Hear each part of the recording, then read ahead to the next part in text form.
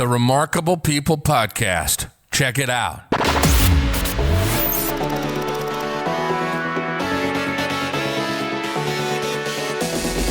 The Remarkable People Podcast. Listen, do, repeat. For life.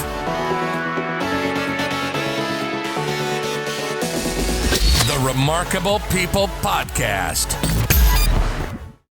Hello, my remarkable friend. Welcome to this week's episode of the Remarkable People Podcast. Today, we have a powerful, packed episode. It's with our friend, J.R. Rivera. J.R. is going to talk about the importance of letting go so you can move forward. He's going to talk about the practical steps he takes in his life, the highs, the lows, the everything in between. But he's also going to talk about the conversation that changed his life. The last conversation he had with his mother, she attempted to commit suicide. And when he asked her why, it's going to blow you away what her answer is. And the programming that's in her mind is sadly in so many of our minds. So listen to find out not only what that statement was, but how it radically changed Jonathan's life, and it can change yours and mine too. I know already after going through the episode with Jonathan, I'm going to listen to it again, pray and meditate on it, and apply everything I can to my life to make sure that my purpose and movement forward is exactly as it should be. So this is a fun episode. Jonathan and I are friends. We talked about how there's so many technical issues before, during, and after the podcast, but it all came together so you can hear this episode. So get out your pen and paper, take notes, and like our slogan says, don't just listen to great content, but do it, repeat it each day so you can have a great life in this world and most importantly, eternity to come. So check out the episode, leave John and I feedback on what you thought. Let us know how we can help you. Share this with your friends and family so we can help more people. We're not trying to get famous. We're trying to help people come to know God, to be loved, to have victory and success, and just enjoy the fruit of life that God gave us. So I'm David Pasqualone. I am so thankful you're here. And enjoy this episode of the podcast, The J.R. Rivera Story. Hey, J.R., how are you today, brother? I am here. I am excited and nervous to be on Remarkable People with you.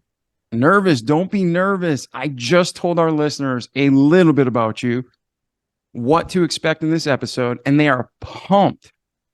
And to add to this, you and I have been talking over the last few months.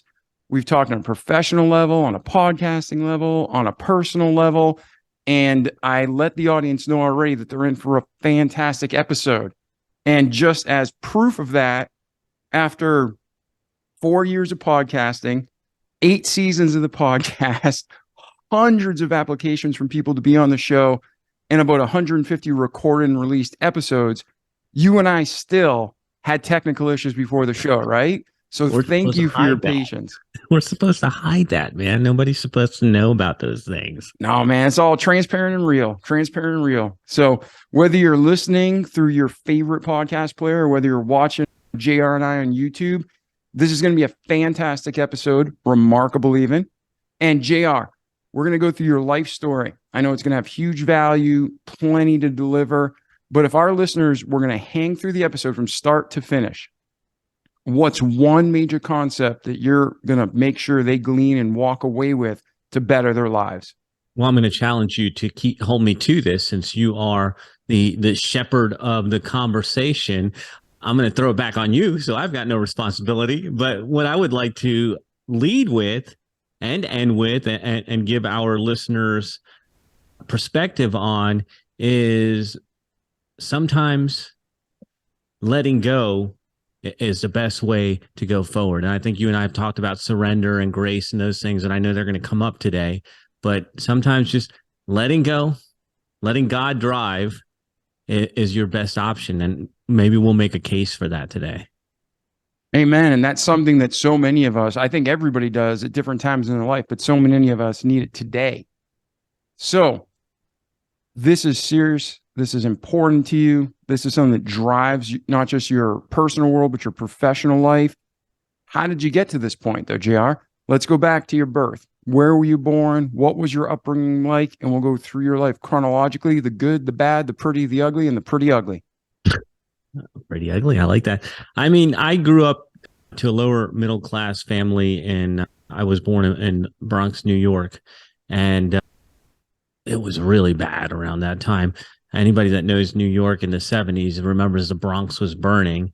And so my parents wanted to get us out of there. So they moved us on up to Brooklyn. And the way the city works, if you guys aren't familiar with cities, is like 2 blocks can change everything. And so we were just 2 blocks away from the nice neighborhood, but we were still in a pretty crappy neighborhood. Luckily, we were right by a church, and that's why they moved us there. It's called Our Lady of Perpetual Help, and there was a Catholic school there. And I started my first few years of school going to Our Lady of Perpetual Help and having them plant the seeds of virtue in me and tell me what was right and what was wrong. And I just chose to follow the path of wrong for a lot of my youth. That was pretty much, me. I was always getting in trouble, always fighting, always being a knucklehead. And it took many, many years for me to break free of that habit. And you said you had mom and dad in the home? Mom and dad, they both worked a lot. I didn't know the name of this before, but I was what you would call a latchkey kid. And when I think about it, I was probably in 3rd grade, same age as my son right now, when I was watching my little brother because my parents weren't home. And that was just normal, right? Watch a lot of TV, eat a lot of cereal, don't do any homework, and get up and do it again tomorrow. We were being babysat by the government. Well, it was a private school. And then our parents were just trying to keep food in our bellies and a roof over our head. So it was an interesting time, and they did the absolute best that they could, and they definitely took care of us. And it was you and your brother, you said? Yes, sir. And then you said 3 years younger? He 4 years, actually. 4 years younger. Okay. So now you're growing up, you move, and you're in a better space. Just not ideal, let's say, but still better than you started. Parents are working a lot. What's your teenage years look like? Man, that's where it got off the rails, bro. So my parents were always trying to give us a better life. That's why they moved us out of the Bronx. And then the area of Brooklyn that we were in was not the hottest. And they wanted to move us away from there. And they bought a place in Florida, a place called Deltona. And if you've never heard of it, it's between Orlando and Daytona. It's a big heap of nothing, just a bunch of houses. But imagine going from a city like Brooklyn, where you just go down and your friends are outside and you go out and play and run all night. I think you probably grew up like I did. They set you outside and just be home before the streetlights are on. Like that I don't know if that happens anymore, but now that I look back at it nostalgically, I'm like, wow, we were so lucky to have that, because I wouldn't let my kid run around till the streetlights come on. There's no way that's going to happen. But that gap in my parents always working a lot just got bigger as they were trying to provide for us. And when we moved down here, we moved down with dad, and mom stayed up to finish affairs up there and come down here, get through the rental and the job and all that stuff. And so dad, all he did was work, and all I did was get in trouble in school the whole time. Suspended, D student. I think all my teachers passed me just to get me out of their class because I was so bad. Nice. And was your little brother likewise? Was he following your footsteps? Did he take the alternate path? What was that like at the home? Man, he's always kind of done his own thing. He's kind of like a loner, but he was bad in his own way. Like my brother was bad in a totally different way than I was, in that before he was out of high school, he already had a kid. I didn't go that far. I was punching kids and getting in fights and cursing, but I wasn't, at least I don't think I was doing anything that would totally change the trajectory of my life. Gotcha. Yeah. And then for your parents, they got two sons, they're working all the time. Were they just like exhausted? Like, hey, you guys are on your own? Were they still trying to keep you in balance? What was that like? It was hard for them. When I think back about how hard my dad worked, especially now that I'm about the age that he might have been when I was a teenager, I would have killed me. But he was just wore out from, he put in all those hours at work, and then he'd come home, eat, and then put in hours and hours into the garden and the yard and taking care of the house and mowing the lawn and all that stuff that my brother and I didn't help him with. And he didn't demand that of us. And I think that's one of the things that I look at it now, and I think that my dad did the best he could, but I don't think he was that father figure that really was taking charge, especially with two boys in the house. I think you'd need a certain character. And the thing is, my dad grew up with all girls in the house. He didn't have a dad. He had like four sisters and his mom. He was surrounded by estrogen. So he didn't have a strong father figure in the picture. And maybe that was part of it. Maybe part of it was that he was just young and just trying to make things happen, just put a roof over our head. And he was probably still a little immature when it came to, because he's totally different. I have a little sister now. My mom died. My dad got me remarried, and he was totally involved and been totally involved. And she's 16 now, beautiful young lady. And he had a whole nother opportunity to actually be there, be involved, and put priorities into family before finances first. And so he got a second chance at it. Yeah, and I think what you said, JR, is completely proven and legitimate, that like when a boy doesn't grow up without a father, especially in a home with multiple women, he just doesn't know how to lead. It's not that he doesn't have the ability or he's not smart. It's just he literally has no model to follow other than what he sees around him on TV. So he might have been just like, I don't know what to do, so I'll just do it myself. I mean, that's what I'm spitballing based on what you're saying. Brother, I'm reading a book now, which is crazy. I think it's called How to Raise Modern Day Knights. And the guy who wrote the book, he says, there was the first Adam and the last Adam. The first Adam was Adam and Eve. And then the last Adam was Jesus, right? He's got these two Adams that are basically the two archetypes in our faith in Christianity. And he talks about the first Adam being a putz, because that first Adam and Eve in the garden, he let Satan talk his wife into taking a bite out of that tree, tempting her, let her do that, right? He was passive. He was no man. He was a chump. That's crazy to think about it. But then he says, then fast forward to Jesus, the final Adam who saved us all, when he was out there in the desert, 40 days, 40 nights, hallucinating, thirsty, hungry. Satan offered him everything. And he told him, nah, I got stuff to do. Like, get out of here. Like, why didn't he was standing up for all of us. Jesus was standing up for all of us. Meanwhile, Adam couldn't stand up for his woman in the garden, right? So which Adam do you want to be? No, that's a great point. I mean, and throughout the Bible, you have man after man after man. I can say in my own life, we followed after God, and then we allowed a woman to derail us from what we know is right.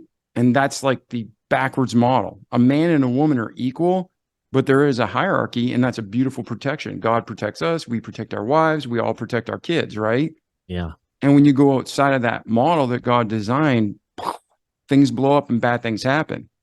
But as men who, again, I'll take full responsibility. I didn't follow that model at times. Did you ever read the story of Samson in the Bible? Yes. It's like, how do you keep letting her cut it? Like, oh, what's your weakness? What's your weakness? What's your weakness? Of course, duh, she's trying to hurt you, man. And then I remembered after certain things happened in my life, there's this one passage in one verse and says, because he loved her. And you look at all these great men in the Bible that failed because they loved her, Eve, Samson, Delilah, it doesn't matter who it is. But that's the backwards model. You're putting a woman before God, and a woman could put a man before God, and that's no bueno. So that's interesting. I'm going to try to check out that book and see what it says. Are you all the way through it? No, hey, believe it or not, we did work optional June this year. And so I have not been working too much and I've been reading. I came home just to record this interview with you, though, because I didn't have a studio and I've been waiting too long. But no, I've read a couple books. I'm still in the middle of that one, but it's really, it couldn't have hit me at a better time. And just thinking about what is important. And you said it right there, and I want to highlight it, is like God first. God first. God lays out the rules. God lays out the foundation. God gives us the wisdom. And then us as men, we are here to execute on that. And so for me, I see Satan trying to tempt my wife. I'm going to go beat his ass.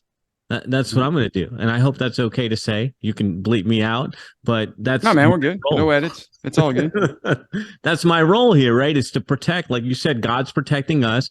We're protecting our wife, and then together we're protecting our family and our community. And so it's my job when I see things like that, not to be passive. I'm not supposed to be passive. I was put here to follow God's word and enact it in everything I do in my life. And that includes leading my family, leading my wife, leading my team, speaking to you. It's all in God's name. Amen. So talking to young fathers or fathers with children in the home, or even fathers who they've been past that age and they're looking back with regret. If you were to say, hey, whether you're there, about to be there, or you've been there, at least know, learn from the past and move forward to teach others. What do you think it takes to make a great dad, a great man of God? I don't think it's ever too late, because I read stories all the time of redemption. And in fact, our Christian religion is built on those foundations of redemption. Even the readings this past weekend were, do not fear if you have God in your life, right? God is here to protect you. And so I would say, and I'm seeing it right now, even watching my dad, right? My dad is now all of a sudden in a men's group, small group at the church. We just signed up to do a retreat together. When he and I get together, we talk about the Bible, and he didn't have time for that when he was younger and just trying to make ends meet, right? He was just trying to do what he was supposed to do. And now he's 72 years old, and now he's in the Bible an hour or two each day, thinking about these topics, and most importantly, sharing them with his family, sharing them with his friends, and sharing them. And so I don't think it's ever too late to get God in your life, get the word into your mind and start processing it, using it, and sharing it. And I think that's really where it all starts, because once we know ourselves and we know God, we can share God with other people. And I think that inside of the book, the Bible, it lays out all the virtue, all the foundations, everything that we need to be good men, good leaders, and good stewards. And what do you think for the people who didn't grow up with a father, for the leader who wants to be great? What do you think obviously there's a ton, but what are some core characteristics of male leadership? So, I mean, integrity is going to be at the top of the list for me. And I think that's an overused word, but doing what you say you're going to do, and also knowing that what you do in private or behind the scenes is still who you are. And it may not come to the surface with your family, may not come to the surface with your friends, but God's going to see it, right? And so being true to our Father and the Word, number one, and living that Word. I think the other thing is living the Word, because I think we're all chasing wisdom. I mean, if you're satisfied with your life and you're not growing, and you're okay with the status quo, then maybe this doesn't apply to you. But I don't believe that. If you're listening to the show, I believe that you want more. And if you want more, then you're constantly growing. And part of the growth path and gaining wisdom is reading the word, putting the word into practice, actually doing the deeds, whether it's taking your kid out to help the homeless, or whether it's volunteering at an old age home or whatever. Live the word. We can't just talk the word and then do different actions. Our children, everybody's going to pick up on that. So integrity, doing what you say you're going to do, being in the word, and then actively taking that out into everything that you do are a couple things that I believe make for a good leader and make for living a life of purpose. Yeah, I couldn't agree more. And I think that's biblically based. You can study your Bible all day, but it's like blowing air into a balloon, blowing air into a balloon, blowing air into the balloon. Eventually it's going to pop. You got to use it. And it says, be ye not hearers, be doers of the word. So if we're just hearing the word and going to church on Sundays and acting like a scumbag, 7 days a week, that's not impressing anybody, right? Yeah. Yeah. Let's do it the opposite, because then people think that we're all hypocrites because of that person's actions. Yeah, no, I agree. And I have a big thing. Like, I am not ashamed of the gospel of Christ in any way, shape, or form, but I try to make a conscious effort not to call myself a Christian. Because in the Bible, they said, in Acts was the first time that phrase was used, and it was people who observed the Christians for a year and said, you are Christ-like. So it's like a huge high compliment. But I don't think there's any reference in the Bible where the apostles or Jesus, like, I am a Christian, I am Christ-like. They're not that presumptuous, right? Yeah. Peter, Yeah, he's awesome, but he was a screw up too, right? So going back to your childhood, from your birth through your teenage years, when you get up to high school, is there anything we missed that was significant in developing the man you are today? I don't know, man. I think that I got into so much trouble in those years that maybe I got my fill early, thankfully, right? Maybe I was like done with that when I got out of school. But I think that my parents not being around, being able to get away with hijinks in high school is pretty much what I can remember from that time. And I don't know how that shaped me in. Well, I think the only thing was I'm like, all right, well, I don't want to be like that anymore eventually. Yeah. No, hey, that's a good lesson in itself. So where do you go? You graduate from high school and you're in a weird position because your brother's younger, and you said, here he was having a kid in high school. Maybe it was after when you left. But where does JR go from post high school? I did what my parents told me to do. My dad was very passive now that I'm thinking about it. He didn't tell me to do anything. My mom actually was the one who told me to get a trade, and her words I'll never forget: get a trade so you always have something to fall back on.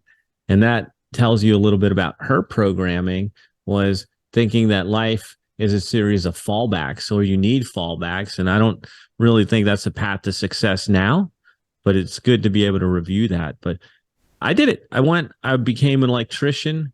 I worked 9 years building parks like Universal Studios, a GM test track, all this stuff here in Central Florida. And that was my teenage years, right out of high school, and 18 to maybe 26 or so, before I finally had the big epiphany and changed everything. All right. Now let's do this before we get to the big epiphany and the change, right? You made a statement today looking back at the past, but it's something that you said it beautifully. You talked about how somehow this was programmed into your mom's mind. There had to be a plan B, a fallback. Talk about the perceived benefits of a plan B fallback and the real dangers of a plan B fallback. I think it's a mindset thing, because when we analyze it, like today, it's easier for us to analyze. I mean, if you've spent years working on yourself like I have, then you can analyze these things. But when you're living them, it's a little bit harder. So I think the first thing you need in life is awareness that maybe the things that you're thinking aren't yours. And so that was something that my mom was thinking that wasn't mine. And there's this plan B, something to fall back on. But how do you ever move forward? If you go, as I did, and you become an electrician and you work 40 hours plus overtime, where would you find time to do anything else other than that? And the problem is, then you develop comfort in that. And that's what I did, right? I worked 9 years. I knew what my paycheck was. I knew what my hours were. I knew when I left a job, I didn't have to worry about it until the next day when I came back. And none of that really would help me to grow or live the life that I live today. That would just put me into the rat race, rat trap, keep me imprisoned and impoverished because I'd fall into that whole thing. But plan B, in the way that my mom described it, something to fall back on was like, oh, if things don't work out, you have to have something else in your back pocket. And I think today we can think in terms of pivot. Maybe not, I'm not falling back. If my plan is not going according to plan, then maybe I need to break right, or I need to break left, or go out and do a button hook or something. I need to change, but I'm still making progress forward. I never think about, hey, I'm going to fall back. I don't believe in falling back. I only believe in falling forward these days. Yeah. And her generation, she's coming out of a different generation than us. We're certainly coming out of a different generation than the kids today. And it is a mindset that's ingrained in there. So I think that's great how you said it's more of an audible in football, like a pivot. You're just saying, all right, that didn't work out. Let's go this direction, right? Yeah. All right. So now you're 26, you're working a trade, you're getting things done, but you're just in the rat race, as you said. Where does this epiphany come in? What happens to JR, and where do you go from there? Yeah. Mom dies. JR questions everything he thought was true, which is when you start breaking free of the reality you've been given, what your teachers told you, what your parents told you, what everybody told you was supposed to be. And then you start saying, hey, that doesn't seem to be working out too well. Maybe I need to try something else. And what happened was, I didn't know this, but my mom apparently had some mental issues, and she was depressed, and she took her own life. And it was actually, dude, it's weird that we're talking today because it's about 20 years ago, 20 years and 1 week ago that this happened. It was right after Father's Day dinner. I can remember it. And my mom didn't want to live anymore.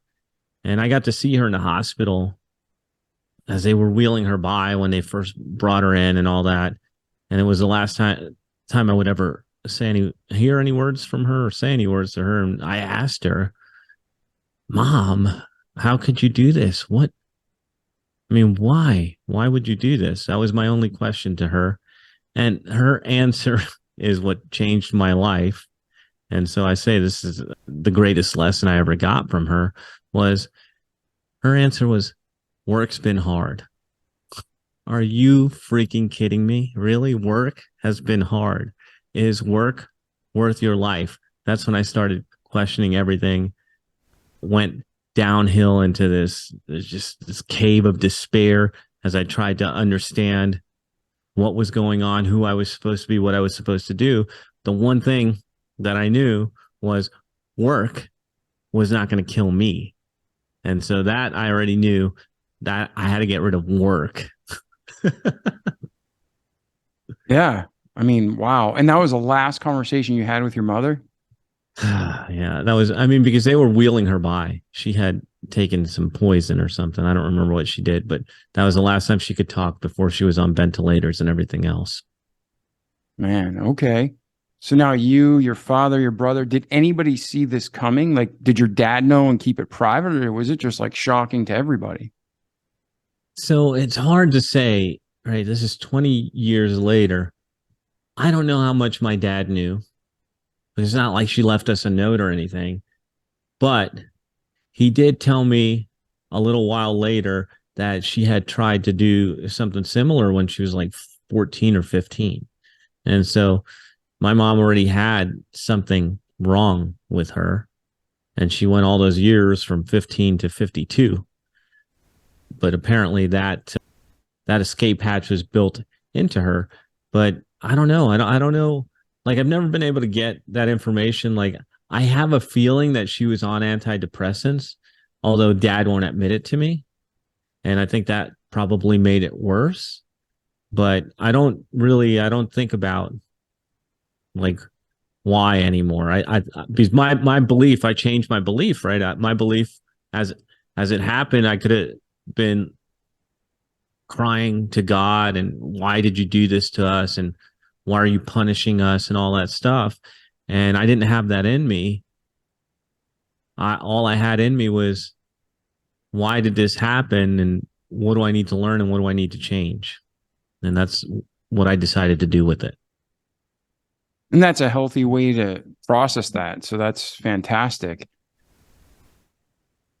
Quickly, again, I say this on multiple episodes, but I forgot to tell you in the pre-call. You're talking about something very serious and sharing your heart openly, and you're seeing me on my phone. I take notes during the interview, so what you're saying goes directly into our system. So I don't want you to think about you're sharing your heart and I'm texting somebody for pizza. So I apologize for not telling you that. I thought we were having a pizza party. Yeah, man. No. We'll get together and smoke a stogie down south. But Dude, I right got now, some. I just saw that. I'm sitting here typing notes fast and furious. And I'm like, I hope he doesn't think I'm texting somebody. All right. So did that affect your father and brother the same way it did you? Did they just numb up and go on the same course of direction of life? Was it a wake-up call for everybody, or where'd your family go from that point?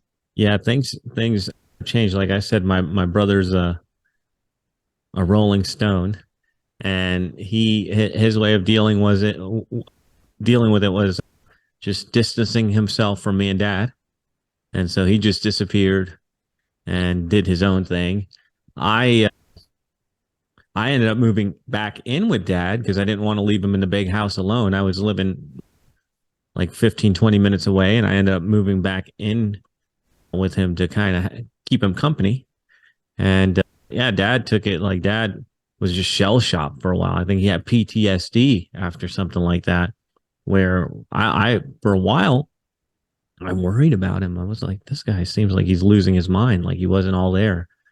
But he's resilient. He pushed.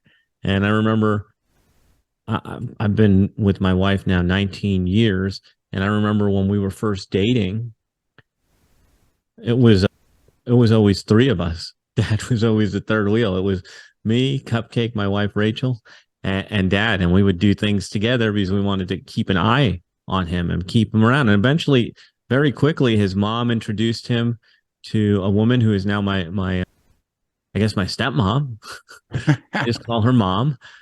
But they've been together ever since. And Dad started the new family with my little sister, who's now 16 or going on 17. And he recovered, but he did it differently, right? He's like, all right, well, I'm married. I'm having a kid now. I'm going to be more involved in my kid's life. I'm not going to worry about work as much. And so he got a second chance. He got a chance to redeem whatever he thought maybe he missed out on when we were kids. Beautiful. So now going back to your story, JR, we talked about how you said you questioned many things. And you talked about how, the main thing is the work, the last message from your mother. What else did you question? Did you question the existence of God? Did you question, like, what's worth life? What's anything worth? Like, what were the things that were going through your head at such a young age? Man, I think that I didn't really question the God thing, but I will tell you what, I leaned into it more, and my dad helped there. And that was Dad stepping up at the right time and bringing me back to the church. Because at that time, I hadn't been confirmed yet. I went to Catholic school. I did my first communion. I did everything, but I never got confirmed because I wasn't in Catholic school around 8th or 9th grade. And so Dad brought me back to the church because he's like, hey, we got to pray. Like, all we can do is pray. And I think that was a good answer at that time, because what else are we going to do? So we would go to church together. He sponsored me to get my confirmation. And I feel that it was a great time for me to say as an adult, yeah, I want the church. I want God in my life. I want scripture. I want this. And so it was good that I got to do that. And the cool part was that, like I said, I was dating. She's my wife now. She was my girlfriend at the time, but she got to be a part of that. So she got to be there for my confirmation. We also got married in the church. And so our spiritual journey has been growing through the time that we've been together. But yeah, man, it was more about making the decision that I want this. I want to lean into it and owning it. But I never really questioned. I don't know why. I didn't have that in me. Like, why, God, did you do this? Or why did this happen? Or any of that stuff.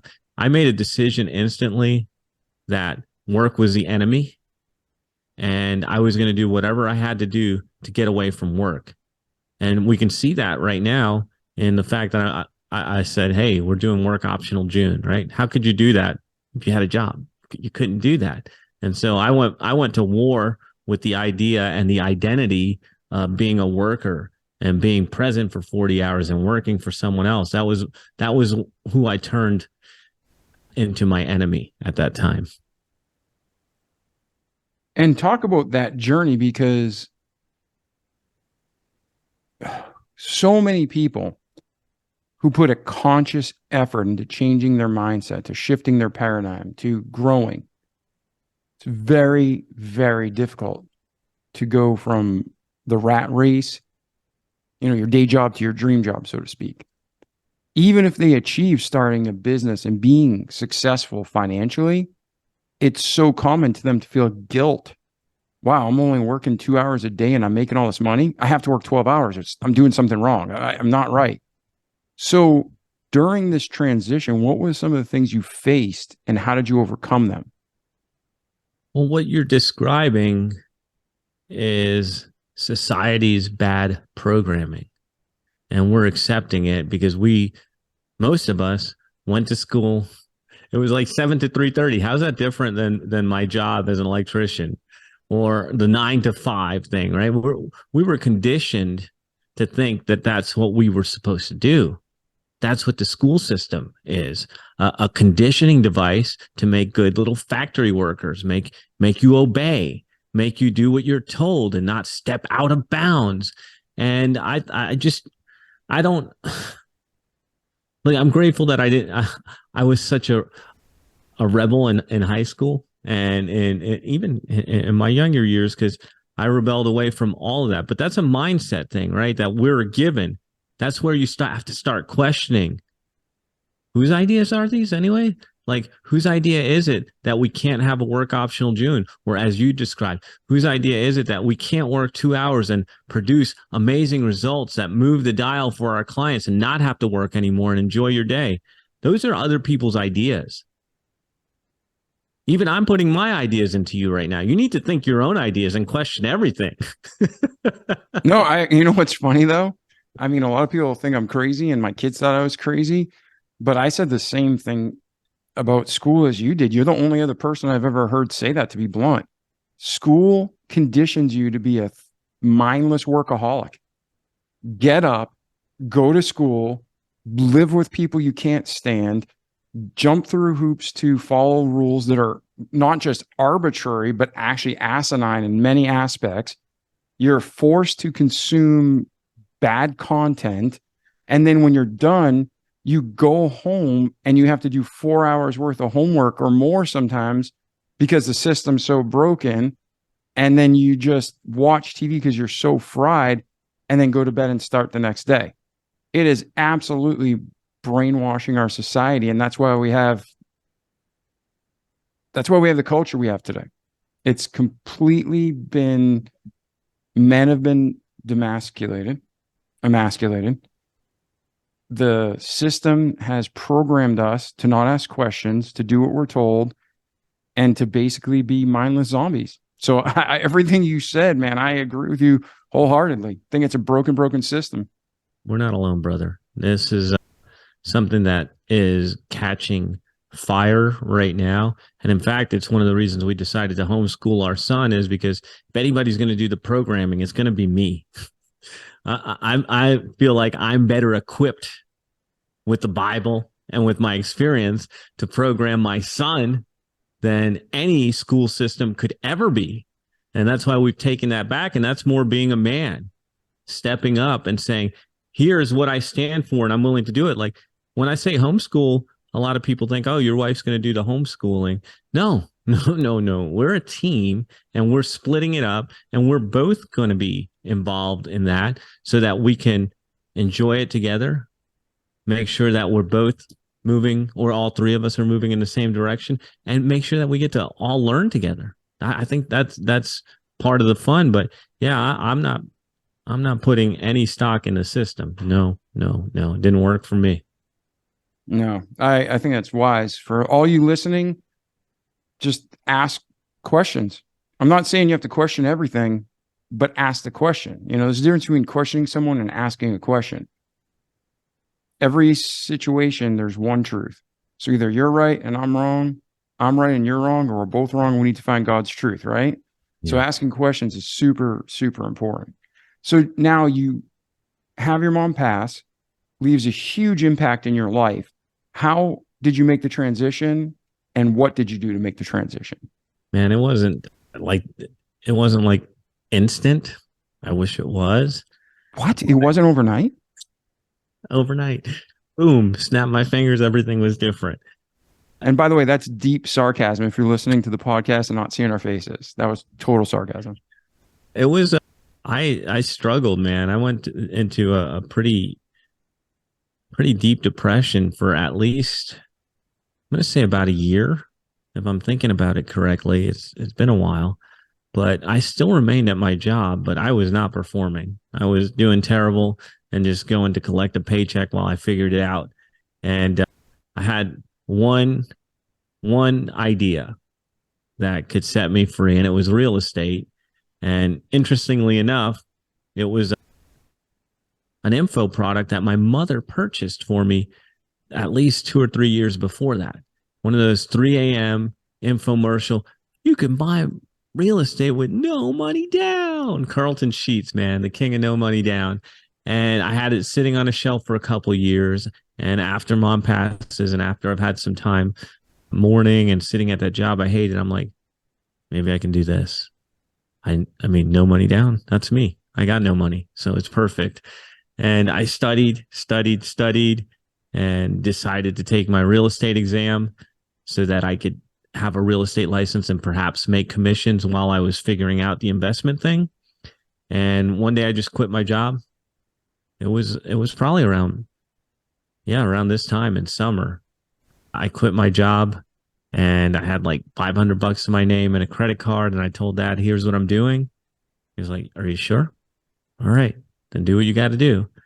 And that was it, man. I was in real estate. And were you married at this point or still single? No, and here's it's because of the decisions we make that give us a life, and taking the risk and the chances. I didn't meet my wife till I was in real estate. So I was doing the blue collar work, quit, got my real estate license, and it was about maybe 3 months into having my license, maybe a little bit longer, where I was buying my first investment deal with my dad. We partnered up to buy a rental house, and my wife she wasn't my wife. I didn't even know who she was. She was the girl that came to do the closing. So she was closing my first investment property with Dad. And I was like, oh man, this girl's hot. I got to take her out. Man, that's the best property purchase ever. Yeah. That's my old, I closed 2 deals that day. Nice. So where's your life go from there? Man, it went into gutter. No, it went to new heights, because at that time we were able to buy or leverage into a bunch of properties. And I think within a year we had about $1 million of real estate, single family homes, and the market turns and we lose everything. Right. So nice lesson there. And before you go on, so people have a frame of reference, we have listeners from all over the world and even within America, different age groups. What year was it when you had $1 million in real estate? That was around 07, maybe 06, 07, when we were acquiring. Okay. Yeah. So like today, $1 million in real estate's like 2 average houses. Back then it was like, 10, 15. I mean, how many properties was that? We had a handful. Yeah. Less so than big 10. difference. Yeah. I forgot about that. It has appreciated quite a bit, hasn't it? But we were holding a bunch of rentals. Then we saw that the game was about flipping. So we flipped out of our rentals because there was really not much money to be made in the rentals. And then we ended up leveraging, and we had several projects going at the same time. When the market turned in 08, we got stuck holding properties, got slammed with foreclosures on our own personal properties as well as the investment properties, and began the long road to rebuilding that business. All right. So talk about what did you learn from that and how did you move forward? We started off the episode talking about letting go is the best way to move forward. Anybody I know, myself included, who's had something hard happen and financial, especially, it's always like I need to make all that money back and more. It's like you keep track. How did you learn to let go? Man, I think it was forced upon me because that was my greatest failure to date, and there was real consequences, right? When we're talking about losing houses and losing money and investors and all that, it was pretty ugly, and it took me a couple years to recover from that because I didn't have the tools, I didn't have the experience, didn't have the perspective that I have now, which nowadays I say, yeah, if I lost it all today, I feel like I can rebuild it quicker with who I know, and what I can do. But back then I didn't have that. I had a little devil sitting on my shoulder saying, I told you so. You didn't deserve that. Who did you think you were trying to break free? And I had to deal with that for 2 years, man. And if it wasn't for my beautiful wife, Cupcake, and her loving eyes and her looking at me and believing in me when I didn't believe in myself, I wouldn't have made it. But she always thought, oh, yeah, we're going to do this. We're going to make it back and all that. And I couldn't let her down. And so I had to borrow her belief in me and step up and become that man that I was supposed to be to take care of her and protect her, right? But it took 2 years, and I've been hit hard even recently, and it doesn't take 2 years anymore. But that time, man, the first time, it was brutal. Yeah, I think that's great. And then when you're hearing those demons in your head, the satanic voices like trying to keep you down, Satan has two objectives: keep you from knowing God, and once you know God, keep you from telling other people, render you useless, steal your joy. So what are the practical day-to-day tips, JR, that you use to stay positive and moving forward? So we're talking to a guy who's more evolved, and it's a lot easier to talk about it now than it would have been back then because I didn't even know what was going on. It was all new to me. But I will tell you that when I have those demons creeping up on me, even now, these days where I am today, I have found the most powerful tool. Other than obviously my faith starts my day, right? Faith is so important to me, and getting in the word and the idea that we talked about, surrender, letting go and letting God drive, like that's in the last year that I really figured that out. But when you're first getting into this, and even now, all these years later, I think a journal, it sounds so silly, man. A journal is a very powerful tool. And the way I use it's quite simply, if I'm having one of those days, I write down a date. What's today's date? And then I just write everything I'm thinking. I write it all down, 1 page, 2 page, 3 page, doesn't matter. Now it's out of my head and off of my back. And I can come back to that a day or two later because now it's not gnawing at me, right? Because when we keep it in our head, it just stays gnawing at us.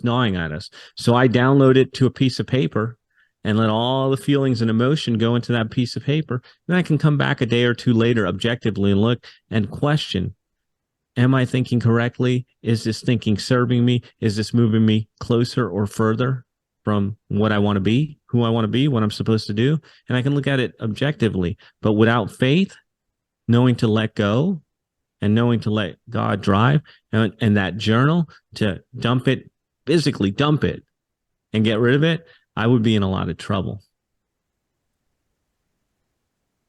I couldn't agree more. One of the key things that I did in my life was exactly what you're doing.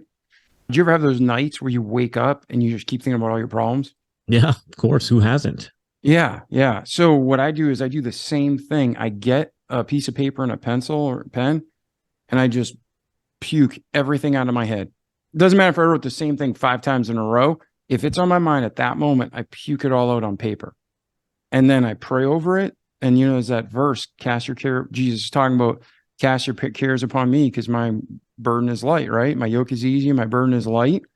So I'm just like, God, these are my problems. I need you to take care of them. And then I'll go back to bed and I sleep like a baby. And then I'll go back the next day or that morning and I'll write down, this is the lie that Satan's trying to torment me with, what I wrote on that paper. Because, you know, and I know 99% of the time it's lies. It's either taking a grain of truth and making a big mountain out of it, or it's just all lie. And then I write down God's truth next to it. And then sometimes when I'm done, I burn the page. It's gone, right? Yeah. So did you ever, when you go back, like you said, a couple of days later and look at it, do you ever look at it as lies versus truth, or how do you process that? I don't think in terms of lies as much as I think it's just not true. All right. I'm just like, well, that doesn't make any sense. Or, man, that's silly thinking. Or that doesn't really jive with who I am or who I'm trying to be or who I need to be to get to where I want to go. But I look at it and I find it empowering. And this is why I like to journal. In fact, at my office, I think I counted 14 journals. So it's like the last 5 years of journals. And I can go back and look at my thinking at any time and see, was I doing good? Was I doing bad? What was I thinking around that time? What was I doing to analyze my life? And I think that's one of the most powerful things about having that record is to be able to use it and reference it in the future. And I hope that, I don't know if it'll make sense or not, but maybe one day my son will want to go in there, reach out and, hey, I remember this time that we did work optional June. What was Dad doing? Oh, nothing, because he hasn't written in his journal for a month. That's awesome. Now, how old's your boy today? 9. 9 years old. Oh, Yeah. So awesome. You got plenty of fun ahead of you, man. That teenage year is my favorite. I'm looking forward to every little bit of it. That's why we decided to homeschool. We designed our life to, first we were together for 8 or 9 years before we had a kid, and we designed our life to be able to enjoy our child. And that's why we're able to do this homeschool adventure that we're doing. And I'm just grateful to be living today and have these opportunities in front of me. Beautiful. So between your birth, JR, and today, is there anything significant we missed on your journey before we transition to where's JR today and where are you heading? And how can we as a community help you get there? I think the big thing that we talked about, and it really came to me in the last year as I had a struggle, even in the company that I run today, I had a struggle where cost of goods went up, client count went down, which meant revenue went down. And we had a year of torment, man. Everything was costing more. We're making less money. I'm having to run everything on the credit card and run up the credit card like crazy, to a point where I was struggling to figure out, what am I doing wrong? Where I had like a 6-month slump that was bad. And in that time, the thing that stayed consistent was I pray a rosary every morning. I read my Bible. So my faith has been stronger than it's ever been. And realizing in those times, kind of like you mentioned on your journal, praying over it, I started praying to the Lord for answers. And that's where I discovered that I needed to let go. That was where I discovered that I wasn't actually driving, and everything I did to try to drive was just pushing me further away from where I needed to be. And letting go and giving your problems, sharing them with the Lord, like you said, man. I don't know that I ever really believed that, right? Till the last year when I was suffering, and I said, I'm going to make a conscious effort to share these with him and to share the pain and see what happens. And I let go, and my life has been better. And that's why I keep joking about it, half joking, with work optional. But work optional is another way of surrendering and letting go. Because last year when I was in the struggle, I worked harder. When my wife told me, balance sheet bad, we need money, what did I do? I was supposed to have July off, and I said, book the calendar. Boom, 20, 30 calls, went into a bad sales slump. Why?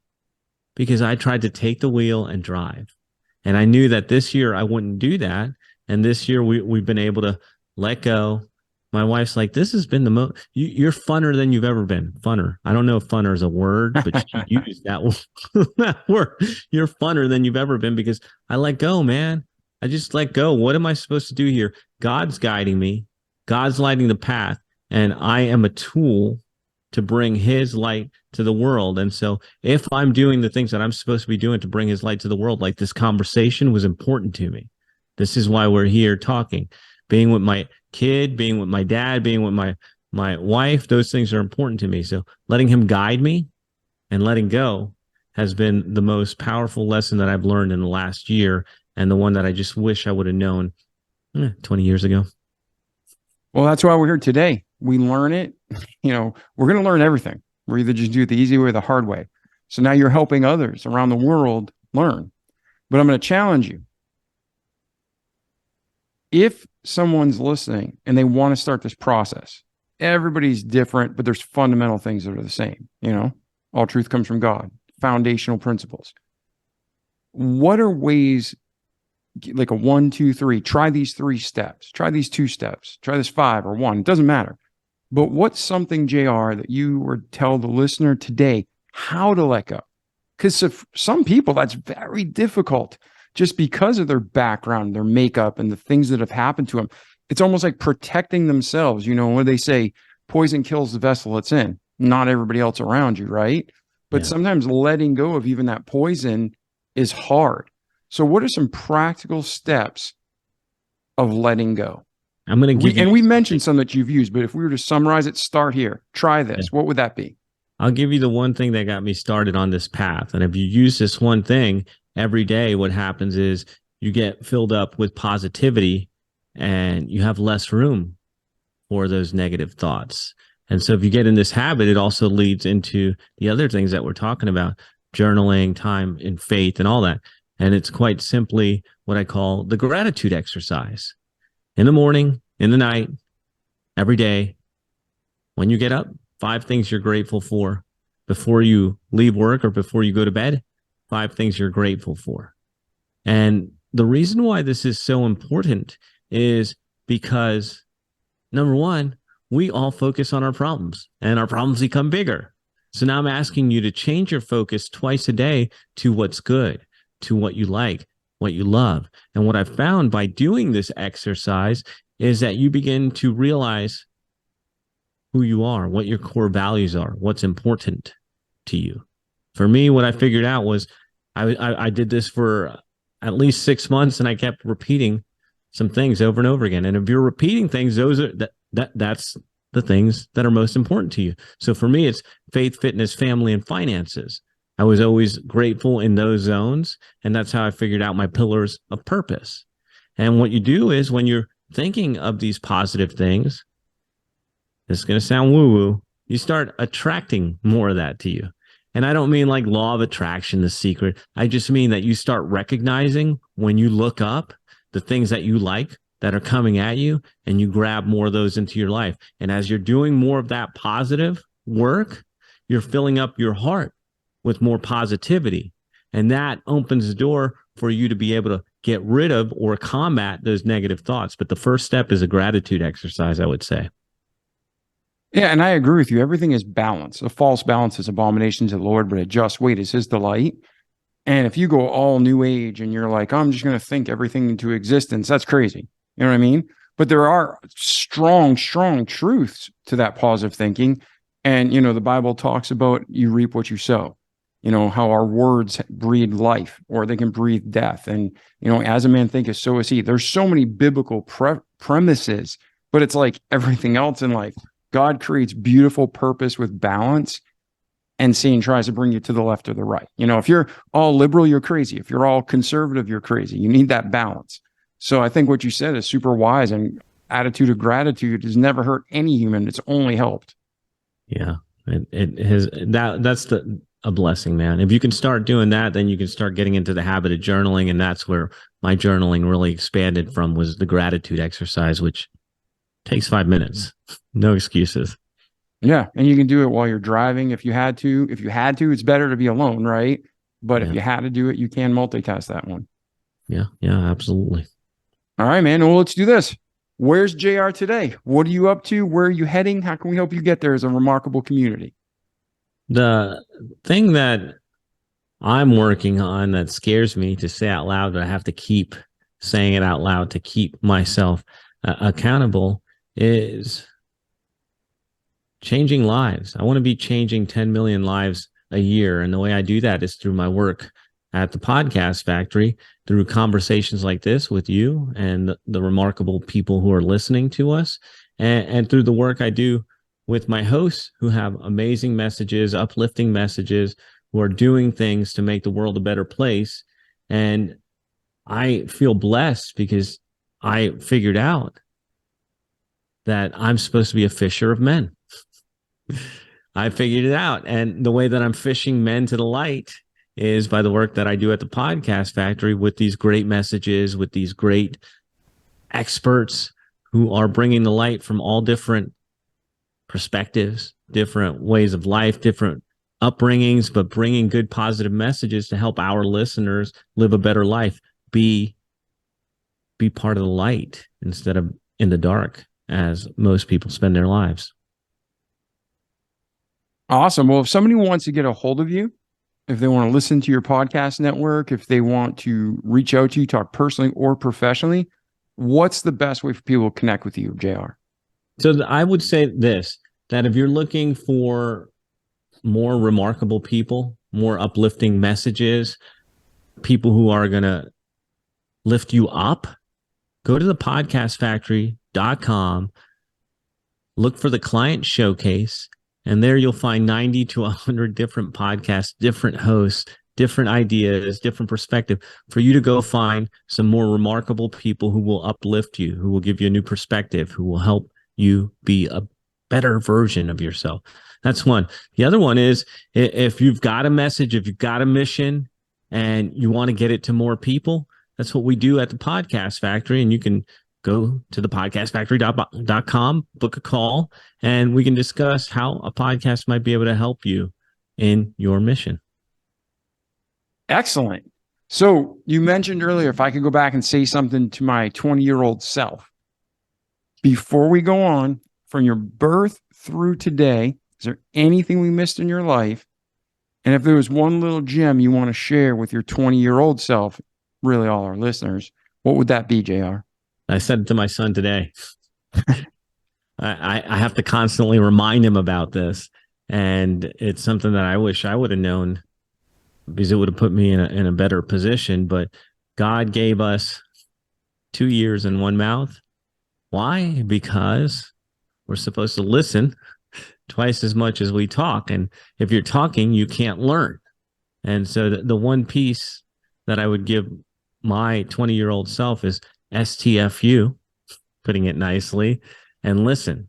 Just listen to the people around you. And so that, along with one other piece, get around more remarkable people. Because Jim Rohn says we are the average of the 5 people we spend the most time with. So if you're spending time with people who bring you down, people who don't encourage your dreams, people who are just leeches of time and emotion, get around better people. Uplift yourself by getting around more remarkable people, like on this podcast and like our host over at the Podcast Factory. Awesome. Well, JR, I consider you a friend. It's been an honor having you on the show. You truly are a remarkable man. And I hope if you ever need anything, you reach out to us and let us know. Ladies and gentlemen, reach out to JR. As you know, check out the show notes, all the contact information, whether you're on our website, your podcast player, YouTube, everything is in there. You connect with JR and continue the conversation. Like us, rate us, review us. You know what to do. Makes a big difference, because when people are looking for a podcast just like you are, you look at the star rating, you read some reviews. When those are strong, people will read. The purpose of our podcast, the purpose of JR's network and podcast, isn't to be world famous and make tons of money. It's to bring the light. It's to connect with people. It's to help you have content that's going to act as a catalyst to help you grow and be the man and woman God intends you to be. So, like us, rate us, review us, share us, reach out to Jonathan. And Jonathan, JR, thank you again so much for being here today, bro. Brother, thank you for making it so much fun. I'm grateful to be here with you and the rest of the listeners. Thanks. Oh, yes. So like our slogan says, ladies and gentlemen, don't just listen to this great content from JR, but do it. Do it each day. Repeat it, right? That's to do it each day and do it for life. All your days on this earth. It's a short job interview, a little speck of sand off a speck of sand. The rest of eternity, though, right? You want to have a great eternity with God and with one another. So I'm David Pasqualone. This was our great, remarkable friend, JR, and we will see you in the next episode. Ciao. The Remarkable People Podcast. Check it out.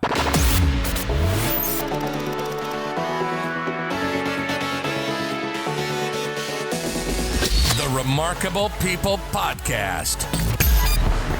Listen, do, repeat. For life.